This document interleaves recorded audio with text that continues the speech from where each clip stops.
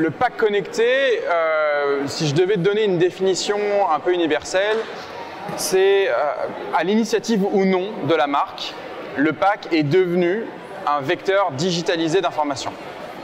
Et ça, c'est très vrai sur l'alimentaire et la cosmétique, puisque sans l'accord des marques, aujourd'hui, ni des distributeurs, des applications, des startups ont mis en place des expériences qui s'opèrent autour du pack grâce à de la reconnaissance.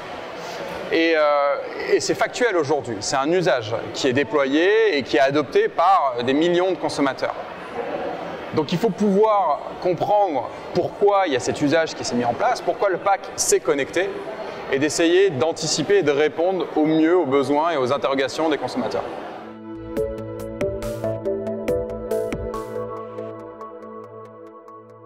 Effectivement, aujourd'hui, il ne s'agit pas de faire pour faire. Il y a évidemment une tendance aujourd'hui autour de la réalité augmentée, autour de la reconnaissance visuelle. Et il y a beaucoup d'entreprises qui viennent nous voir un peu déçues des expériences qu'elles ont pu mettre en place parce qu'il a fallu mettre une app en place, télécharger une app pour avoir pendant quelques secondes une expérience un peu waouh mais qui retombe très vite. Et après qu'est-ce qui se passe? Et après, j'en fais quoi de cette app? Et c'est là où aujourd'hui, il faut, pour répondre au mieux à ces attentes de consommateurs, il faut faire preuve d'empathie, il faut s'intéresser à leurs attentes, il faut s'intéresser à leur usage. Et c'est toujours une question d'usage. À partir du moment où on a pris un peu de recul pour vraiment comprendre et arriver à se projeter à la place de ces utilisateurs, on vient mieux concevoir et mettre en place et déployer ces expériences.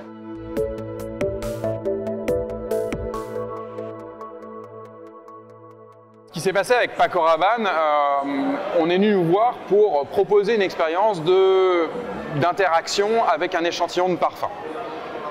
Il faut savoir qu'aujourd'hui, jusqu'à aujourd'hui, l'échantillon de parfum s'était fabriqué, déployé dans la presse, dans des campagnes de street marketing, mais après il n'y avait aucune connaissance sur l'impact que généraient ces campagnes d'échantillonnage.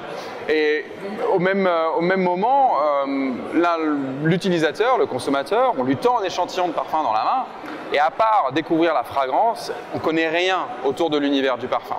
Il faut aller soi-même faire la démarche d'aller se documenter, d'aller se renseigner.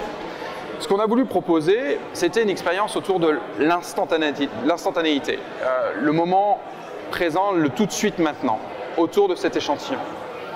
On a analysé l'audience de Paco Rabanne, on a essayé de se projeter et on a découvert que c'était Messenger qui était la plateforme la plus utilisée, la plus déployée au sein de cette génération. Et donc on a créé un bot Messenger, donc de conversation automatique, qui invite le consommateur à scanner le petit échantillon qu'il a dans la main pour découvrir tout l'univers du parfum, du contenu exclusif, voir s'il a gagné un accès privilégié, et de pouvoir l'accompagner dans cette découverte. Et ça a marché et ça a été pertinent. Et aujourd'hui, on a un super taux d'adoption. On a commencé avec 4 pays et aujourd'hui, en juillet 2018, et aujourd'hui, cette campagne est déployée dans 11 pays entre l'Europe et le Moyen-Orient.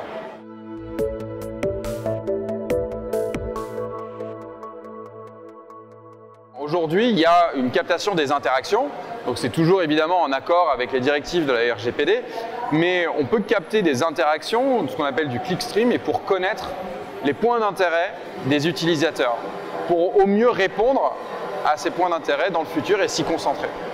On est en train de mettre en place également ce qu'on appelle la good data, et la good data, c'est capter de l'avis consommateur sur des aspects spécifiques du produit. On vient donner un avis sur le packaging, sur la fragrance. Alors ça c'est vrai pour la cosmétique, mais il y a plein de champs applicables à l'agroalimentaire, sur la texture, sur le goût. Et ça, c'est ce qu'on appelle donc la good data, parce que c'est la démarche de participation des consommateurs pour donner leur avis et influencer, faire progresser le produit, le service qui est proposé par les marques comme Puig aujourd'hui.